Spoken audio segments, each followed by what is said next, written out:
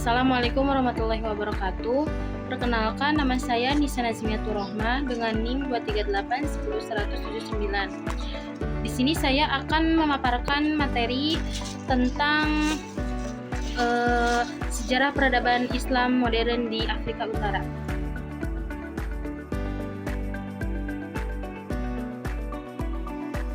Yang pertama yaitu perkembangan Islam modern di Afrika Utara.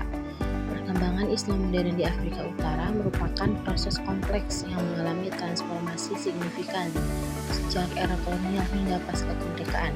Konteks kolonial telah membentuk dinamika keagamaan yang fundamental, di mana praktik Islam mengalami rekonfigurasi sosial dan intelektual yang mendalam. Menurut analisis terbaru, penetrasi kolonial Eropa tidak sekadar membawa perubahan struktural, tetapi juga mendorong munculnya gerakan pembaharuan keagamaan yang responsif terhadap tantangan modernitas. Periode kolonial menghadirkan kompleksitas hubungan antara kekuasaan kolonial dan praktik keislaman. Strategi pendudukan kolonial force tidak hanya bersifat politis, tetapi juga epistemologis dengan upaya sistematis untuk mendelegitimasi struktur keagamaan tradisional. Jurnal kontemporer menyoroti bagaimana rezim kolonial mencoba melemahkan institusi keagamaan melalui kebijakan pendidikan, hukum, dan sosial yang dimaksudkan untuk memutus kontinuitas tradisi keislaman lokal. Lalu, respon masyarakat Muslim Afrika Utara terhadap kolonialisme menunjukkan dinamika resistensi yang kompleks. Gerakan keagamaan tidak sekedar bersifat defensif, melainkan juga konstruktif, dengan mengembangkan narasi baru tentang identitas keislaman yang modern dan transformatif.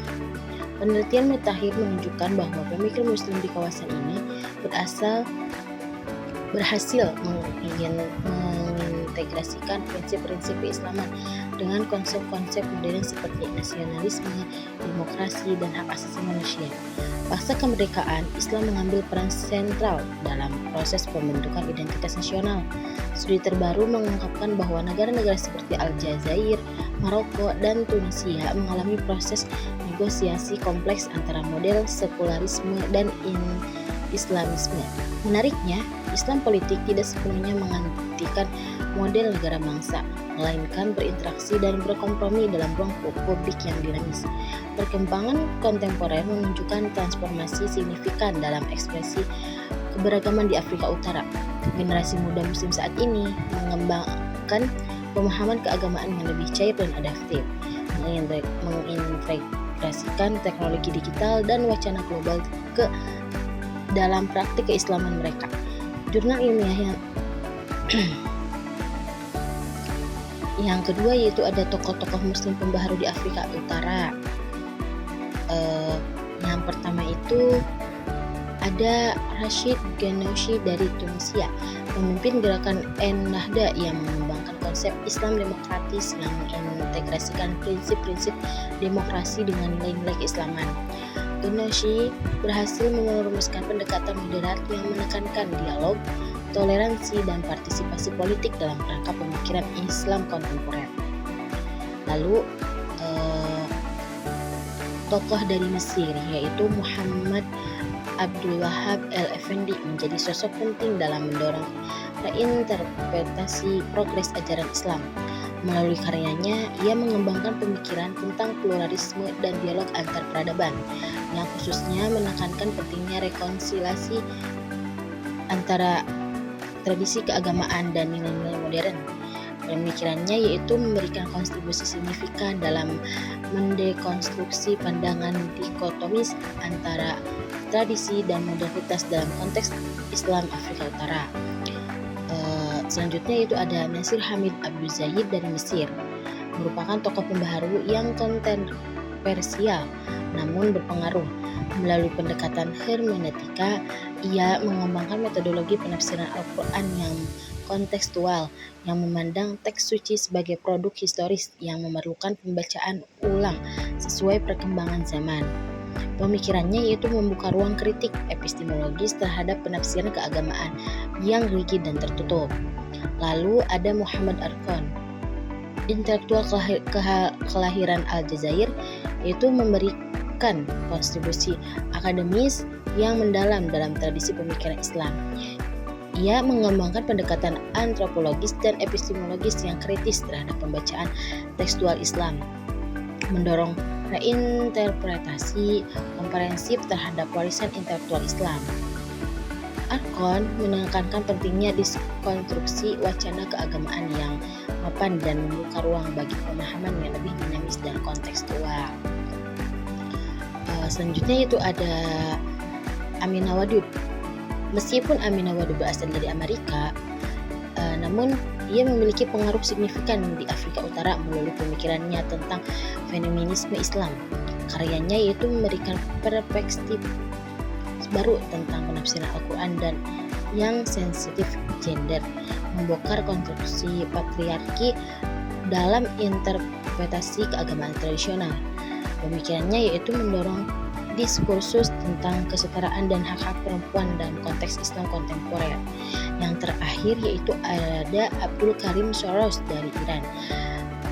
Meskipun Abdul Karim Soros dari bukan asli Afrika Utara, namun ia memiliki pengaruh intelektual yang signifikan di wilayah tersebut. Pemikirannya yaitu tentang hermeneutika keagamaan dan perbedaan antar agama yang suci dengan pemahaman manusia tentang agama, yang menginspirasi banyak intelektual Muslim di Afrika Utara untuk melakukan dekonstruksi metodologis dalam memahami teks keagamaan. Materi yang ketiga yaitu ada kontribusi Afrika Utara dalam membentuk peradaban Islam modern secara global. Kontribusi Afrika Utara dalam membentuk peradaban Islam modern global merupakan fenomena intelektual dan kultural yang sangat signifikan, yang kerap kali terlupakan dalam narasi sejarah Islam kontemporer. Wilayah ini yang mencakup negara-negara seperti Mesir, Aljazair, Tunisia, dan Maroko telah menjadi pusat pemikiran, transformasi, dan inovasi intelektual Islam sejak abad pertengahan hingga kontemporer. Peran strategis Afrika Utara tidak sekedar terbatasi pada aspek geografis, melainkan meliputi dimensi epistemologis, filosofis, dan sosiopolitik yang membentuk landscape pemikiran Islam global. Dalam konteks akademik dan intelektual, lembaga-lembaga pendidikan di Afrika Utara seperti Universitas Al-Azhar di Mesir telah menjadi pusat pemikiran Islam yang paling berpengaruh secara global. Para intelektual dari kawasan ini telah mengembangkan paradigma baru dalam pemikiran Islam modern yang mencakup reinterpretasi konsep-konsep keagamaan, sosial, dan politik. Tokoh-tokoh seperti Muhammad Abduh, Rashid Ridha, dan Nasir Hamid Abu Zaid telah memberikan kontribusi fundamental dalam mendialogkan tradisi Islam dengan tantangan modernitas, menghasilkan pendekatan hermeneutik yang revolusioner dan memahami teks-teks keagamaan. Lalu ada aspek penting yang menjadi kontribusi Afrika Utara dalam mengembangkan model Islam politik, yaitu yang bercorak moderat dan demokratis. Gerakan Ennahda di Tunisia misalnya telah menjadi referensi global dalam upaya mengintegrasikan prinsip-prinsip demokratis dengan etika keislaman. Pengalaman Tunisia dalam proses transisi demokratis pasca revolusi Melati tahun 2011 telah menjadi model alternatif bagi gerakan Islam politik di belahan dunia lain, menunjukkan kemungkinan dialog konstruktif antara Islam, demokrasi, dan hak asasi manusia. Lalu kontribusi Afrika Utara juga sangat signifikan dalam membentuk wacana hak asasi manusia dan kesetaraan gender dalam konteks Islam. Para aktivis dan intelektual perempuan dari kawasan ini seperti Fatima Memisi dari Maroko telah menghasilkan karya-karya fundamental dan mendekonstruksi tafsir patriarkis atas teks-teks keagamaan. Mereka berhasil menunjukkan bahwa Islam memiliki potensi inherent untuk mendukung kesetaraan dan keadilan sosial, sebuah kontribusi yang sangat penting dalam diskursus global tentang Islam dan hak asasi manusia. Yang terakhir yaitu kontribusi Afrika Utara dalam diplomasi Islam global patut mendapatkan apresiasi. Negara-negara seperti Maroko telah mengembangkan model dialog antar peradaban dan toleransi keagamaan yang komprehensif. Inisiatif-inisiatif dialog antaragama, program deradikalisasi, dan upaya membangun narasi Islam moderat telah menjadi model yang dipelajari oleh berbagai negara muslim lainnya dalam menghadapi tantangan ekstremisme dan polarisasi keagamaan.